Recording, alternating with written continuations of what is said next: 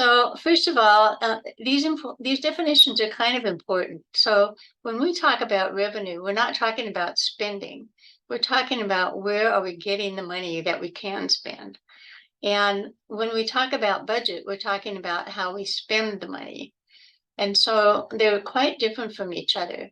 When the legislature appropriates a budget, they pass a budget bill. What they've done is they've estimated how much revenue will be available, and then they try to make the budget no more than that amount of money so that it will be balanced. But they don't, they approve sources of revenue, but they don't approve number, like how many dollars or anything like that. So I have had a real struggle trying to find consistency in terms of data presentation. So unfortunately, I've got a very old state tax table here on the left. What you see is that the primary basis of our state tax system is retail sales tax and other sales taxes. It's about 2/3 of the budget. And then the rest of it is business and occupation tax, property and utility taxes, and then all others. Now, we'll talk a little bit later about what some of the problems are with that. But in addition to, since that table was printed, we have new sources, which I was not able to find anything that merged them together. That includes the capital gains tax that you heard about earlier, the Working Families Tax Credit, the Climate Commitment Act, and the Long-Term Care Trust Act. Now, the major state taxes are typically representing what goes into the general fund. Some of these are not general fund money. For example, the Climate Commitment Act money is in the Department of Natural Resources and handled completely differently. The Long-Term Care Trust Act is handled differently outside of the general fund. So however, they do have an impact on what the state is able to raise and how the tax structure works. So in 2022, the tax began and it was approved by the Supreme Court, and it is generating more money than anticipated. I want to put a proviso on that by saying that the amount of additional money is fairly small relative to the entire budget.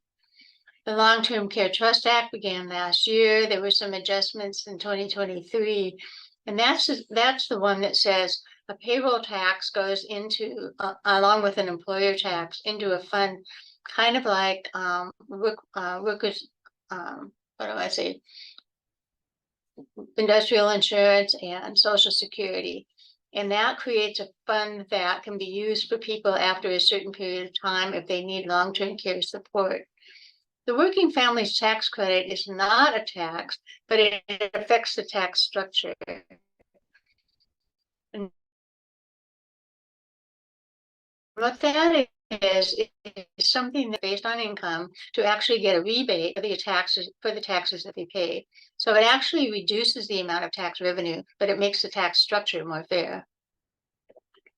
So the capital gains tax is one that has generated a lot of controversy over the years. And at the beginning, it really made people feel very fearful for what they might have to give up. But in reality, very few people have to pay the capital gains tax. It's only on the amount of $250,000 or more in capital gains in a year. And most people do not make that because your retirement, your home, those kinds of things that in small businesses now are exempt from that. So this would be just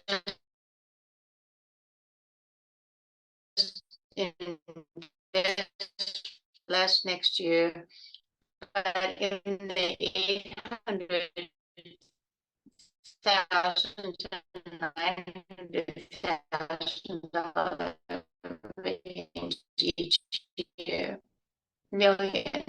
excuse me. And you're making only $16,000 a year, you can get a tax credit of $300,000. If you have 3 children and you're making up to $53,000, you can get $1,200 in tax credit. And that really does help to balance the tax code in terms of its impact on poor people. The Climate Commitment Act, which is something that you heard about this morning that is has been out there with the initiative, and is being attributed to the rising prices of all kinds of things, specifically gas, which isn't necessarily the case, by the way. It was intended to reduce the greenhouse gases that we emit when we use our vehicles and other transportation systems. And it was also intended to create some environmental justice for people who live in marginalized neighborhoods where a lot of the impacts have been compounded. And a lot of people in marginalized neighborhoods live adjacent to manufacturing industrial areas and that kind of thing, or freeways or some other impact that people with wealth don't do. And so the intention was to create this whole package of programs that both reduce greenhouse gases and create more justice for people who are unfairly treated. So the current operating budget right now is $131 billion, and it is 87% of the state's budget. The other two budgets are considerably smaller. So the transportation budget, which is passed entirely separately from the operating budget, is $12 billion, and the capital budget is $8 billion. And so oftentimes there's a conflict around how much are we going to put in our transportation budget and why can we do that? The transportation budget I'm not going to go into in detail today because it's its own category and has a lot of specific issues. But one of the issues that we are going to talk about in the housing and homelessness category is the need for actual transit. And that is restricted by the sources of revenue that we have in our transportation fund. But for right now, just know that the operating budget is far and away the biggest cost that state government has. And this is how it's distributed. Human Services gets the majority of it, and higher public schools do not get the majority of it, even though there's a constitutional requirement that public schools be funded amply. And so that's the tension around all the other needs, and the education budget is an ongoing perennial question. And so government operations are things like the legislature, the Secretary of State, all the other kinds of things that it takes to keep the government going. It includes police force and that kind of thing. Natural Resources is the Department of Natural Resources and its functions. So you can see where there's tension across the budget for what is needed and what is compelling. I just put this on here. I know you can't read it, but I thought it was kind of curious, and I have a link here that I can provide later. In fact, this will be on the website later, but what they've done is they've taken the budget and they've scaled these planets and stars to the amount of money that gets spent. So public schools is up here is a great big giant, looks like Saturn, and the rest of them are all different. I know you can't read it, but you might enjoy looking at it if you went online. So what's forecast? The November forecast supplemented the September forecast, and these are done every few months. And it estimated about $580 million more increase in revenue for 2023 than was budgeted. And the reasons for that is that personal incomes are higher than they have been. It might not seem that way if you look at people on the street, but it's true. There are increases in employment and construction going on. However, if you look at that $580 million increase relative to the size of the budget, it's only 0.4%. So when people talk about, oh, we have all this extra money, yes, there's a lot we can do with $580 million, but it's not going to make the critical difference between a major change or not. Now, what's coming, according to the most recent revenue forecast, is lower housing sales prices. And we're already seeing some rents go down across the state. And this is, however, not enough to make them affordable to people at 80% and below of area median income. But it is going to have an effect on the economy. It has an effect on how we raise our money. There's going to be lower job growth that's projected. There's going to be slower construction. And then most of the recent revenue gains were sales taxes, and other revenues are actually down. So what this points to is in the next few years, very little actual change, even though we have some new revenue sources. So one of the things that the department, David Schumacher from the Department of Revenue presented recently at another event was this, and it basically shows that we're doing pretty well over here. We're coming up above the trend line that was started from 2013. 2013 is the end of the last prior to COVID recession, where things just went really haywire financially.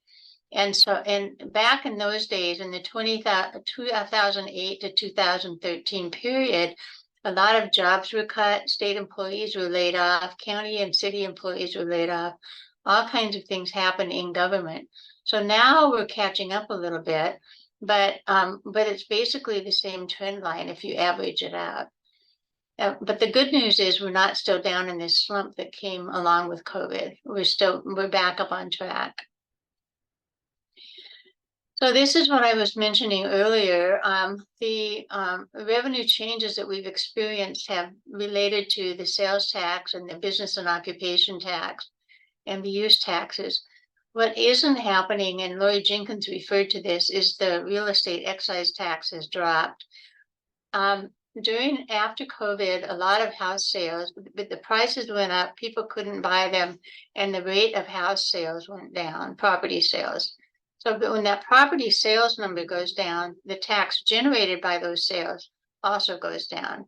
So what's happening here is that the after effect of the recent recession is that we are not generating the kind of real estate excise tax revenue we need. Real estate excise tax is predominantly used for infrastructure. And so, and infrastructure and parks and things like that. And then most recently, there was an add-on for affordable housing. But if that money goes down, then local governments in particular cannot finance the kind of infrastructure they need. Now, this is not the same as transportation. So this infrastructure would be utilities, water supply, that kind of thing, and parks. So among the issues that we have is that in spite of the changes that were recently made, we still remain the most regressive tax system in the country. And overall, our state taxes as a share of the economy are below average in this country. And thirdly, contrary to what people think, taxes as a share of average personal income have not increased. So there's always this countervailing idea whenever a new tax or a tax increase is proposed that, oh my God, our taxes are too high, we can't afford it. But in reality, that has not been happening. It hasn't really changed the ratio. And then many families remain in poverty, which is a big issue for how are we going to support those families. With the current revenue already called for and budgeted, how are we going to do the extra things we need to do for those families? And then finally, obviously, I guess, state tax policy is just not keeping up with state needs. I'm going to show you some graphics that represent some of those concepts. This is the one, state tax, this is from the Budget and Policy Center. The revenues are not keeping up with community needs. So you can see a graph here that went on from way back in 95. And if we look at 2020, where COVID was right here, there was a big drop and it went back up again. But the forecast now, because of the changes that I was talking about, is to go downward. So as communities need more money, the revenue is actually going down, or likely to go down. And I want to talk about the concept about a progressive tax. I started doing presentations like this a number of years ago, and I have to say this every time because, excuse me, I'm losing my voice, I'm sorry. We talk about progressives and regressives and progressives in terms of political attitude or something like that. But in a tax structure, that isn't what it is. The United States income tax was defined as progressive in 1862, long before we had the kind of controversy we do now about this vocabulary. So a progressive tax is what is based on the taxpayer's ability to pay. And what it means is if it's progressive, people at the higher end pay more than more of a ratio of their income, and people on the lower end pay less. And that is compared to our regressive tax structure, where those who at the bottom pay the greatest share of their incomes. And this is what it looks like. So many of you have seen this before. I could not find a more current version, but the lowest 20% of the population in income pays 18% of its income in taxes, state and local taxes, where the top 1%, which in this graph is people over $546,000 a year, they only pay 3% of their income in state and local taxes. There's a lot of reasons for that, primarily the fact that we're based on sales tax.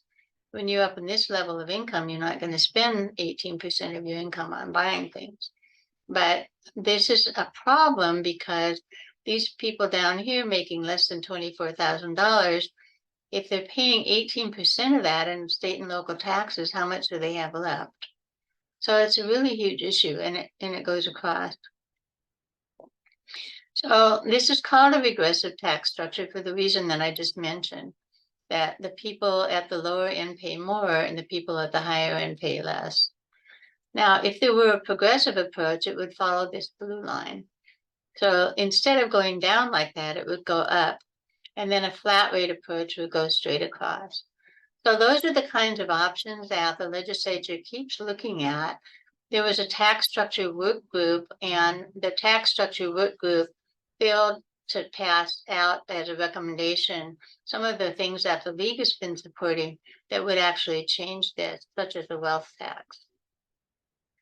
So the new taxes that I talked about a few minutes ago have this kind of an impact, and this is obviously not to scale. This is just conceptual here. But the effect of the capital gains, and if there had been a wealth or an estate tax passed, would be to put this end of the spectrum up.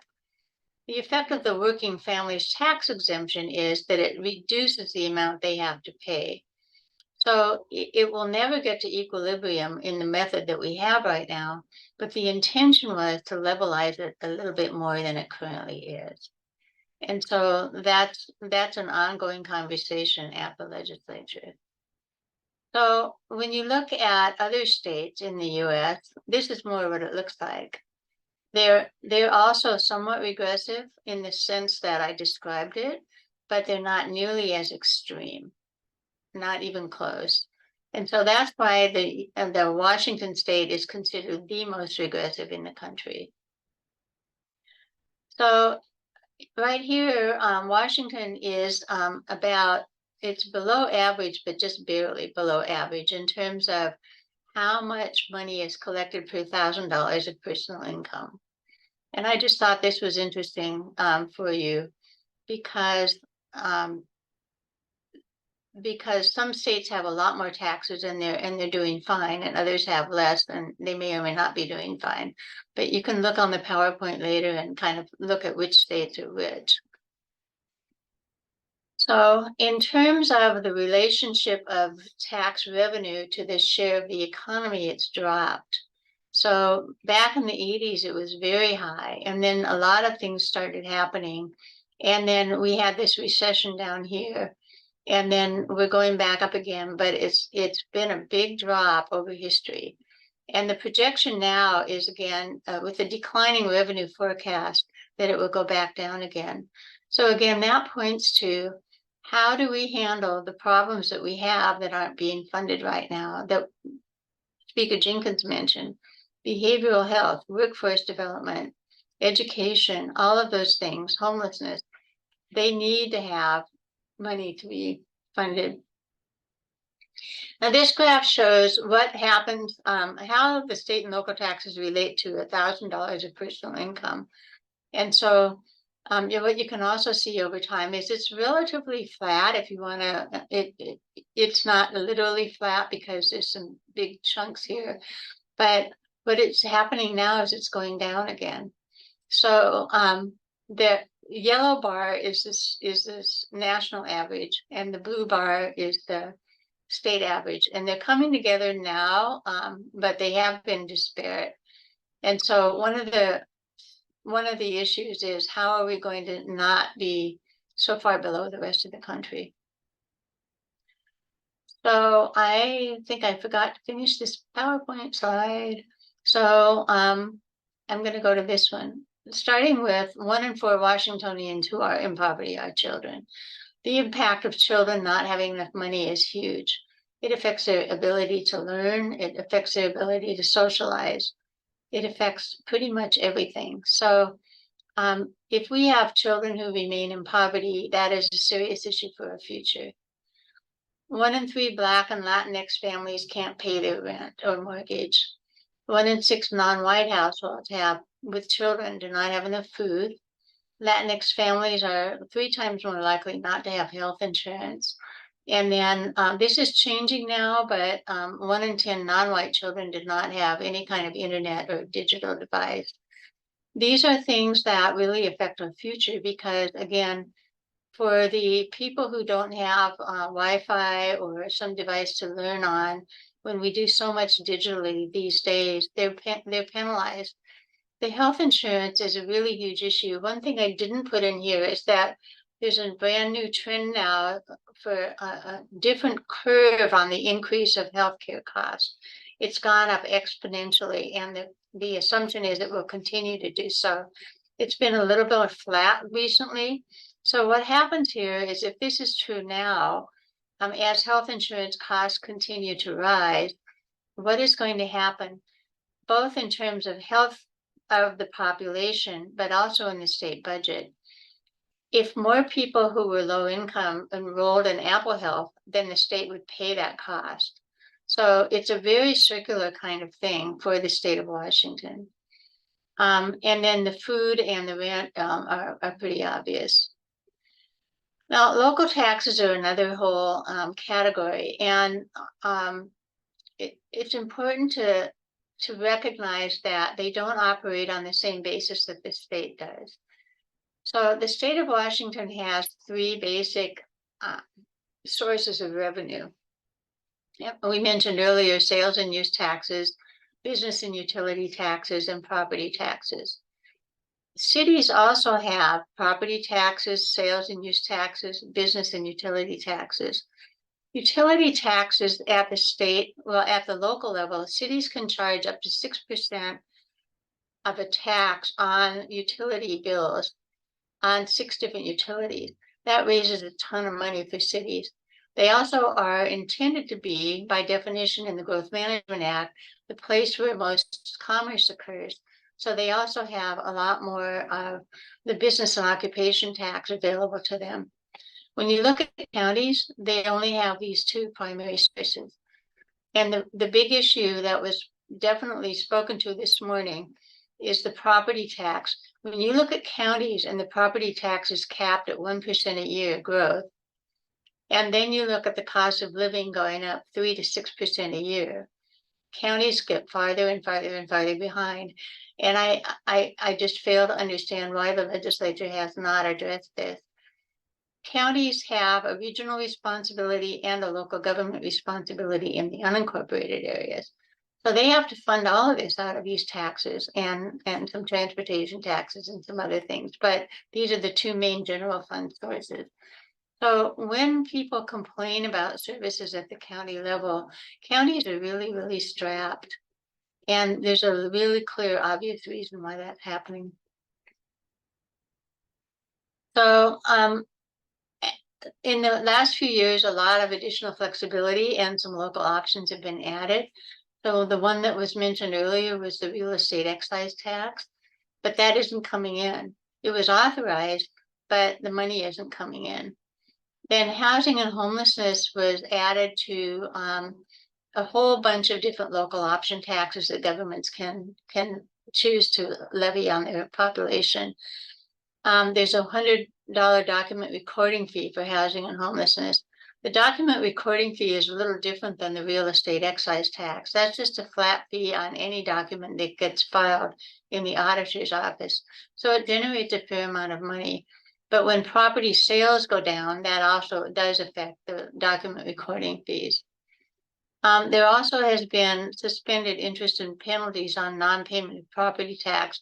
That has hurt the local government to the extent that they couldn't generate the money they expected. The local option sales tax, 0.1% for housing and homelessness, was shifted from voter approval to councilmanic approval. And most of the western state counties have now adopted that, and many of the cities, but there are still some that haven't. And it's in Pierce County, for example, it's going to generate about $13 million a year.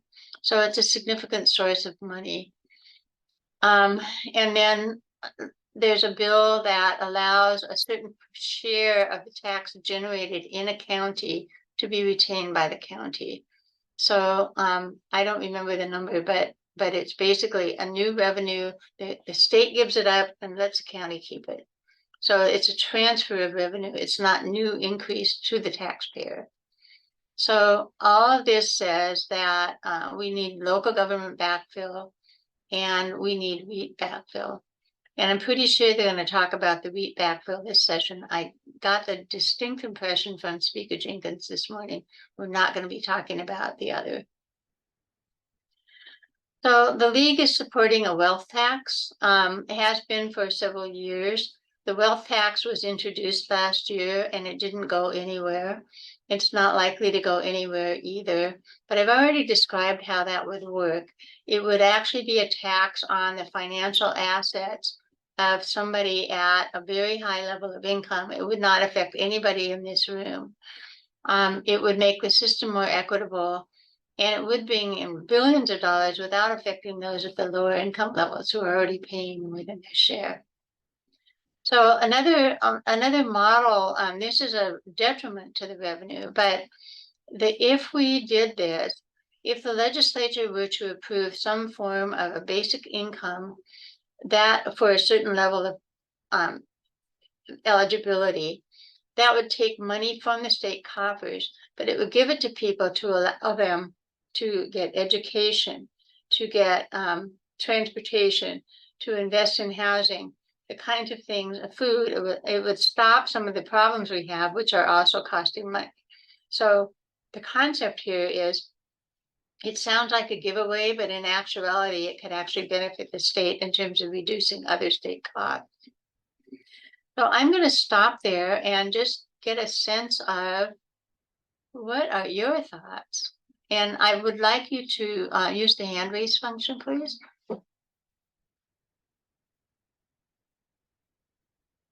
Anybody have any thoughts about that? What does that, what do you think that means for us? Philippa?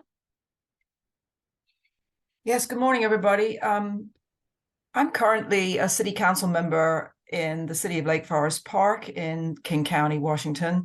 I'm retiring actually in December, and the League of Women Voters is going to be my focus after retirement. So I'm learning today.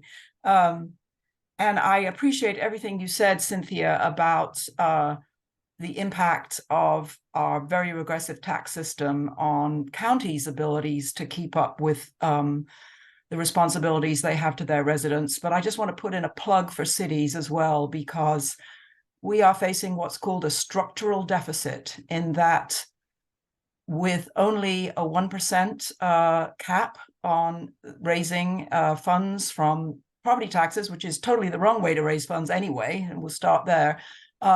That means that with inflation, our revenues are going down while our expenses are going up, and those two lines are estimated to cross within the next 4 to 5 years. So we are facing a crisis in the state of Washington when it comes to how our tax system is structured.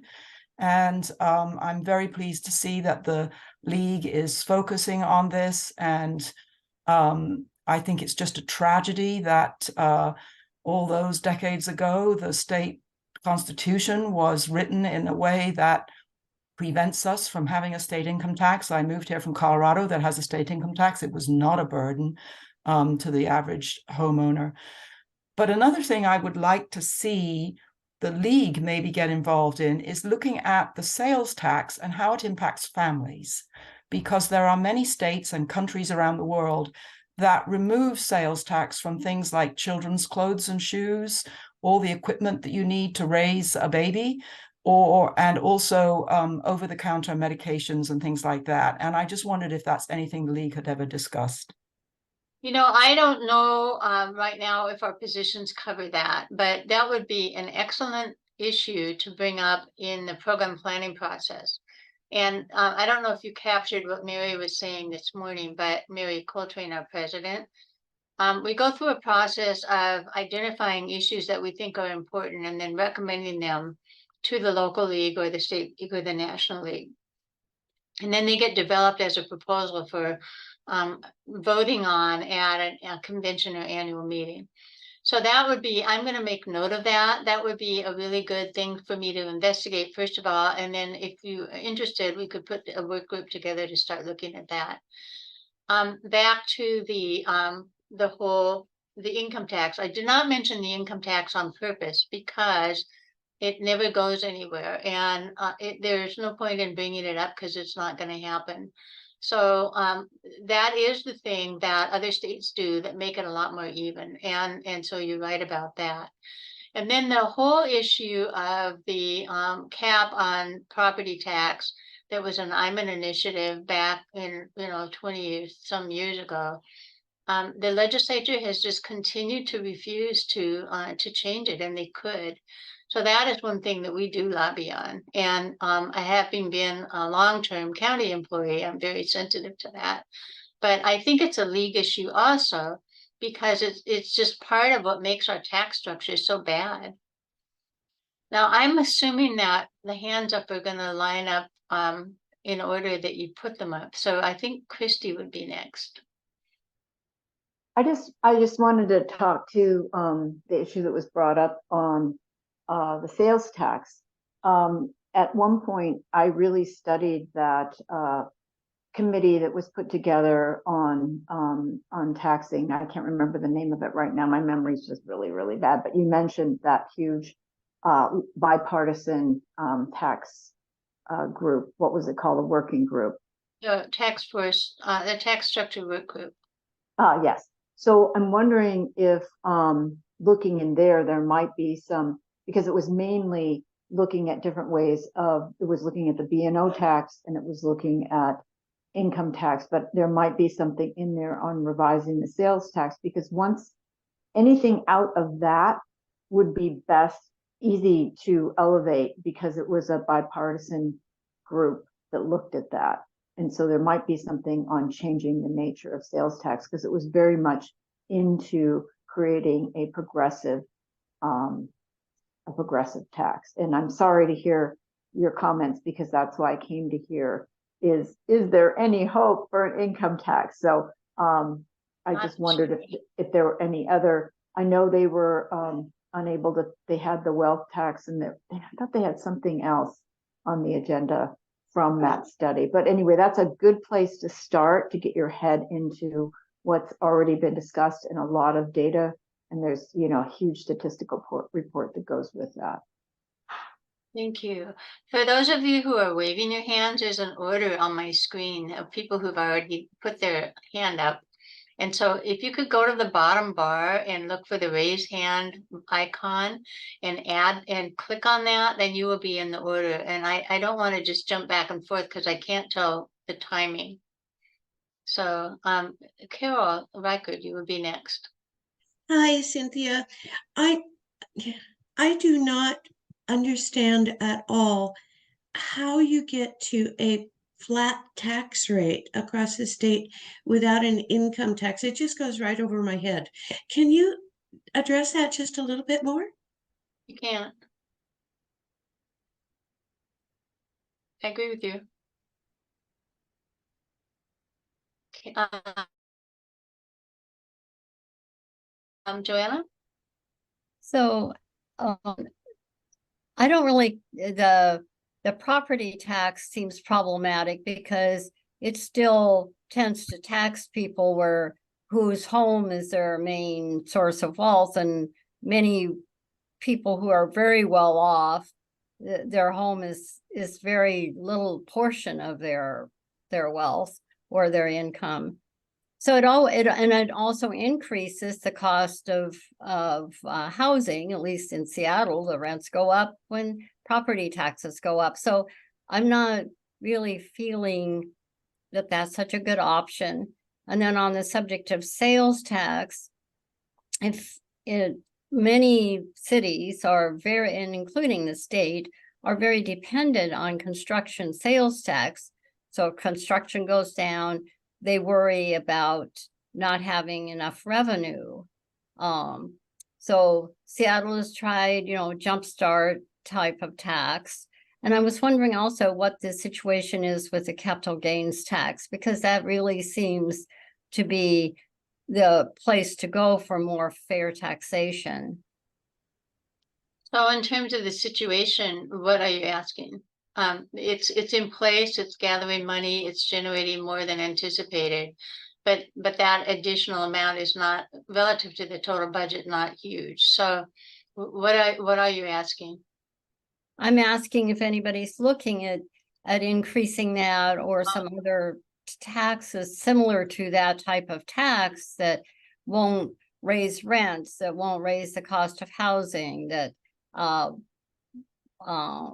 that won't sort of drive. I feel like sometimes the way the construction sales tax is driving the revenue also doesn't lead to as much thoughtfulness on how to build or what to build. Well, thank you for those observations. That's really important. I want to go back to Linda and apologize to you for ignoring you at the beginning. I didn't see your hand at first. Linda, is it Tosti or Toasty Lane? It's Tosti Lane. Thank you. Okay, I actually have a couple of things. The first one deals with the state bank. As we've seen in the one state that currently has a state bank, the interest rates which our local communities are charged for the infrastructure projects that they fund with it are lower, therefore allowing the communities to be able to fund more of those types of projects, which help across the board for people to be able to get the services, the water, the transportation, whatever that they need. And that bill has been introduced for multiple years. How close are we to getting that passed? That's the first question. The second question deals with two taxes that the legislature was dealing with last year, which was the estate tax and the wealth tax. On the wealth tax was to institute a wealth tax, which would make our tax system a little bit less regressive, and the estate tax to revamp it so that the people at the lower end of with smaller estates pay less, but people with the larger estates, when they pass, pay a larger amount. Where are we seeing issues or problems, and how will we deal with those two? So public bank first, and I'm glad you brought that up. I did not put that in my presentation because it isn't actually a revenue source literally in the way that we construed the rest of that. I do want you to know the league is supporting a public bank. It has been brought up over and over and over again, and I think we're getting closer, but probably not this year. There's been a lot of work going into it. There's a new private nonprofit that is advocating for it.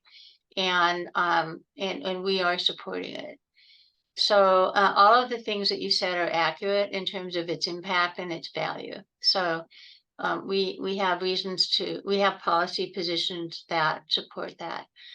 In terms of the wealth tax, the wealth tax is more likely to pass than the estate tax, I think, because the estate tax has kind of dropped off the conversation a little bit.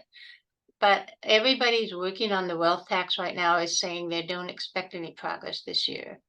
So I'm just curious if the rest of you could put your hands up. Do you think that we should aggressively support this? I mean, it's our position supports it. Do you think that's a good thing? Put your hand up if you support that. I'm just curious. Is there anybody who thinks it's a really bad idea? Well, thank you. That's reinforcing. That's reinforcing. One of the things that Speaker Jenkins said that is always true is that in the second part of the biennium, people are running for office and they're not going to pass taxes. And it very seldom happens, just very seldom. So we're going to look at it for 2025, but keep pushing on it this year in advance of that, trying to make some progress. Jean, Thank you. thank you. Jean Snyder.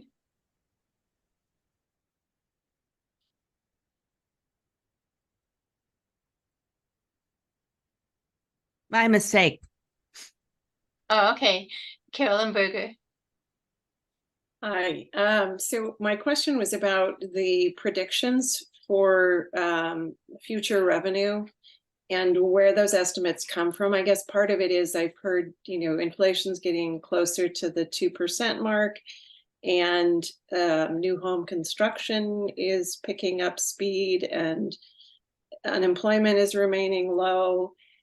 And so are these numbers coming from only state sources, these future revenue predictions? They're actually coming from state and national. And if you give me 1 second, I can give you a citation of where that comes from. There's a revenue forecast that comes out every few months. And I mentioned that earlier. I'm having trouble finding it.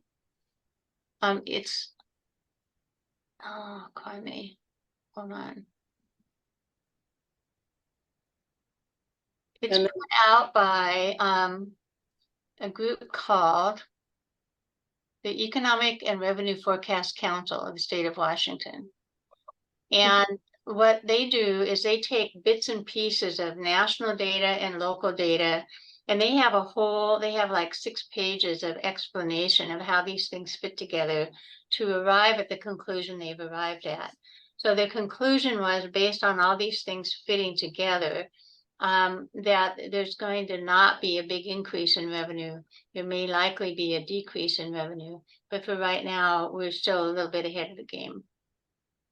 And the only other thing I wanted to mention is just that these, we have when we talk about the 1% tax, I think we're, as a culture, we're so accustomed to thinking about, we need to own a home to compensate for inadequacies in terms of retirement income and healthcare when we're older.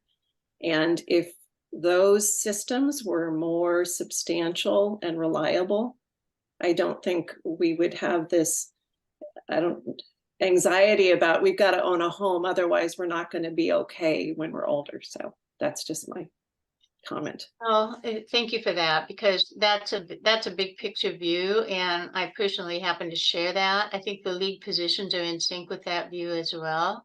The reason we need more revenue is so we can provide services. We don't just have to have people rely on their homes to be able to function and survive and thrive. So, Paul, I see you next, but I've also been seeing Paul Spencer waving at me over and over again. So would you bear with me here while I call on Paul? And Paul, do you not know how to use your icon?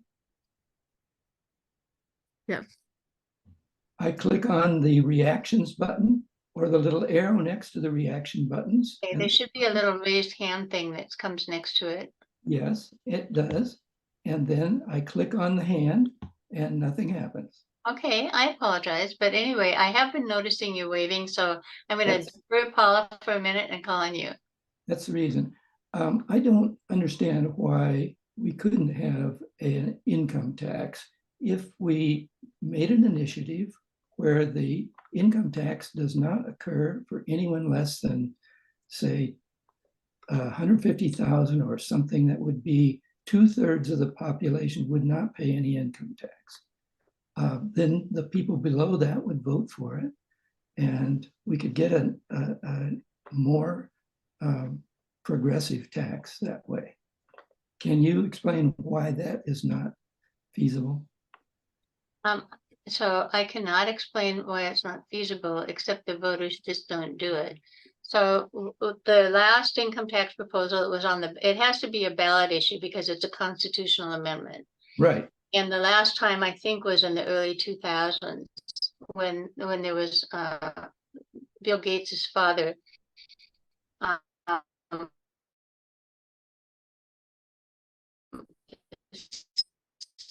That a task force that put a proposal together on the ballot. Like committee put together to propose something for the ballot. And the legislature has been very reluctant to do it because what they tell us is, well, the voters always vote against it, so there's no mileage there. So if we wanted to do that, we would have to create some kind of a body that would form itself and put a proposal together and advertise it, get signatures, and do all the stuff that is necessary. It's a really big job. But I do not know why people won't vote for it, personally. Paula? I just wanted to comment about the wealth tax, and just we need to be very aware of the fact that the Supreme Court is looking at that very carefully, along with their friends. Of course. Thank you. Thank you. Laura? You're muted, Laura.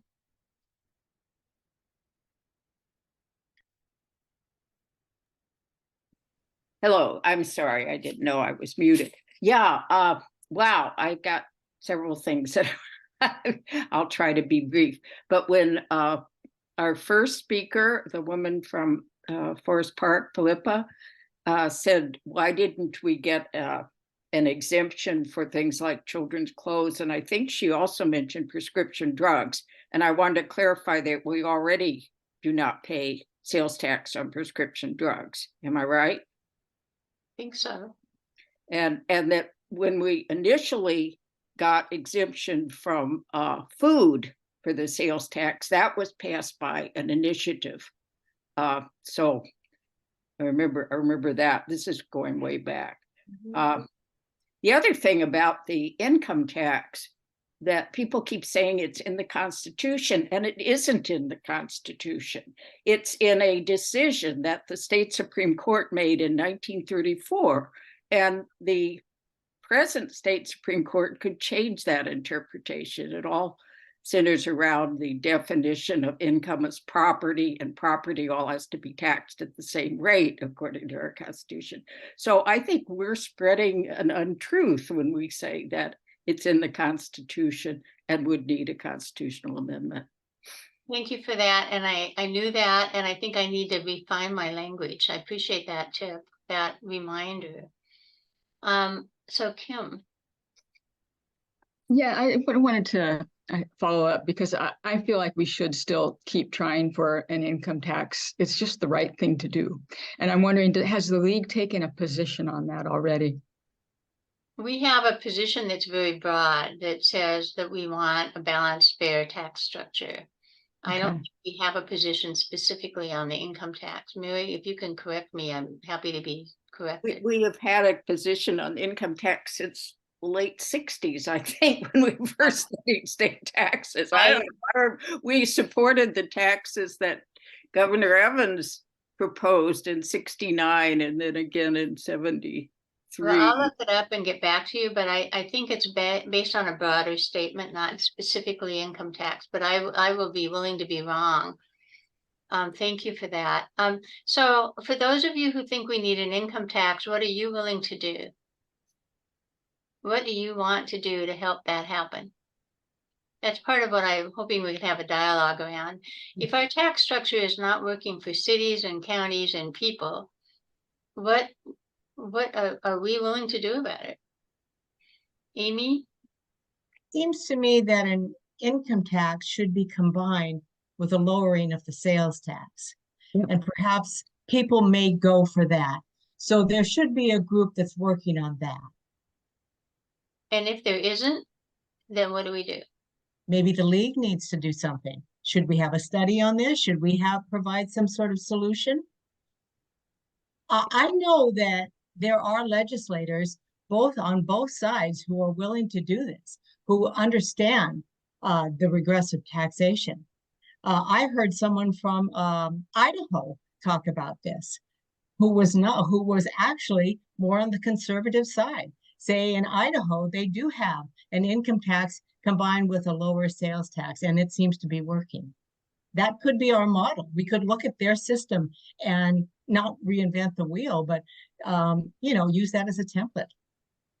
I'm hearing program planning coming up with a work group on income tax. Note taken. And that's one of the kinds of things I wanted to have a dialogue about in this group, because we can sit here and say it's really bad, but then we have to say, are we willing to leave it that way, or what are we willing to do? And so part of my question for those of you who are here is, if it comes to testimony in the legislature, would you be willing to jump in and say something? Send an email, Yep. sign on pro or con, that kind of thing, because that's what we need help with as a lobby team too. Let's see, Paul had his hand up again, and Christy hasn't been called on yet. Let me start with her, then Paul, and then Philippa.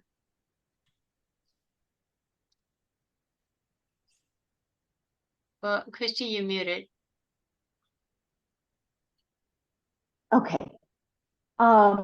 Sorry, I have been called on. And again, I want to refer back to that study, because it does talk about lowering other taxes and putting in income tax. And there's a ton of work with, using our state data. And so I think that would be our starting point, is that's a bipartisan coalition or study group that put that whole thing together, and it has some really good suggestions. I don't necessarily agree with all the way the balancing was done. What they did was do a proposal. Let's just do a proposal, just see what we would do, keeping revenues flat, because everyone's like, I don't want to pay more taxes. So they said, this is keeping revenues flat. But what they didn't do is calculate what's called the dislocation, meaning if somebody gets higher income taxes, they might move out of the state. They didn't consider that. They considered a steady state. So it may not be realistic, but it's incredibly, they've done a lot of work, incredible detail, and I'd hate to see the league reinvent the wheel. I'd be really willing to work on this as a part of the league. Thank you for that. I'd just like to add a couple clarifications. One of them is if we do a study of some sort, we don't just generate our information from scratch. We use resources like that. So that would be available. But the second thing is, it's true that work study, that tax structure work group was a bipartisan group. It is not true that the recommendations were bipartisan. So what happened is, at the end of that, they voted on what they were going to transmit to the legislature as recommendations. And it was very limited. So that resource material is truly available, just like you said. But in terms of support for some of the recommendations, it's not there. So I think we said Philippa and then Paul, I'm not sure. And then Nancy. Carol, I know you're there. I'm just wanting you to get through some others first. All right, thank you very much. Thank you for this good conversation. First of all, I just want to clarify what I said about drugstores, basically sales tax. I don't mean prescription drugs. I know that they don't have tax. What I really meant was all the things you buy at the drugstore that are a part of your ability to maintain health and wellness. And that's everything from Band-Aids to personal products and all those things that you get that we all go to the drugstore for. Those are not taxed in many other places, and I think that the state of Washington would do everybody a service by looking at that. The other thing that I think could happen if the league were to take on this sales tax revision is to is that you make the case while you do that, that our tax system burdens the least able in a very unfair way in this country. And that includes families. Families with young children is one of the things that I think we really have got to pay attention to. And I think that the general population needs to be shown, educated. I don't say that in a pejorative way, but it's just like people don't understand how government funding works. But if we can step by step help people understand how unfair the tax system is in the state of Washington by starting with some initiatives and then sort of moving through to the ultimate goal, which is to have a progressive tax system in our state, that may be our best option. I thank you for the clarification that it's not the Constitution, it's the way the Constitution has defined property and the way the state Supreme Court at that time included income under that property umbrella that is our problem. And I agree that it could be solved by the Supreme Court, but I'm not thinking that's going to happen very soon. But it's got to be a stepwise process, I think. And I'm willing to work on it now that I'm getting off of council. Thank you. So Paul, did you have another comment to make, or should I move on to Nancy?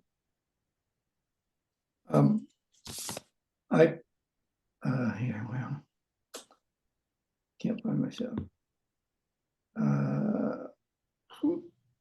I put mine in the comments in the chat, that the income tax could be phased in over 7 or 10 years as the sales tax is decreased, so that people would not be afraid of more taxes.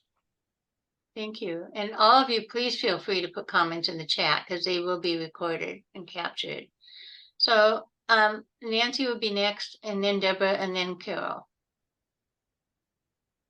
Nancy, Jenny?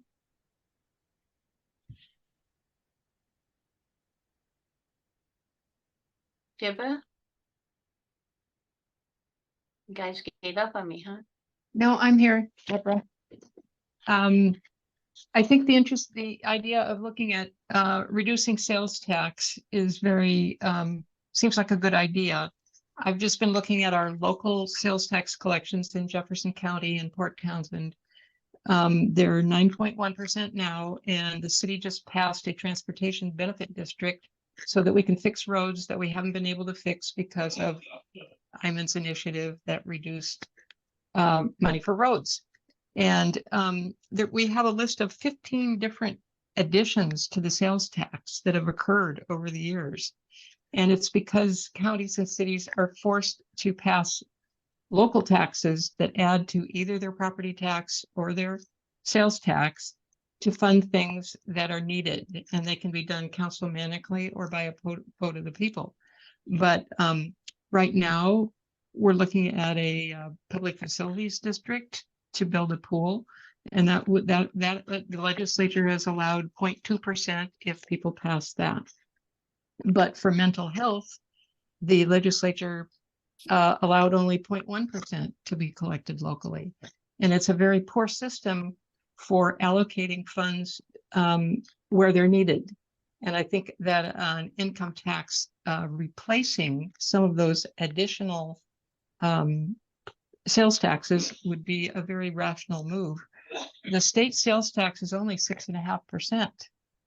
And I think our regular basic general fund is only 0.5%. And if we were only paying those taxes, we'd all be a lot less burdened. So that's just my input. Thanks. Thank you for that. Carol, and then Mary Coltrane, and then Mary E. Hi, thank you, Cynthia. I think the true problem that needs to be addressed first is that people don't trust the legislature. People simply do not trust the government to institute an income tax and not go away with the sales tax.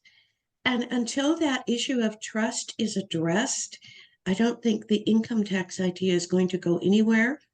And I say that as being an advocate for over 30 years at every town hall I've gone to. And that is always the reaction. You cannot trust the government, even if they legislate doing away with sales tax and replacing it with the income tax, we're going to end up paying both. So I think that's the basic issue.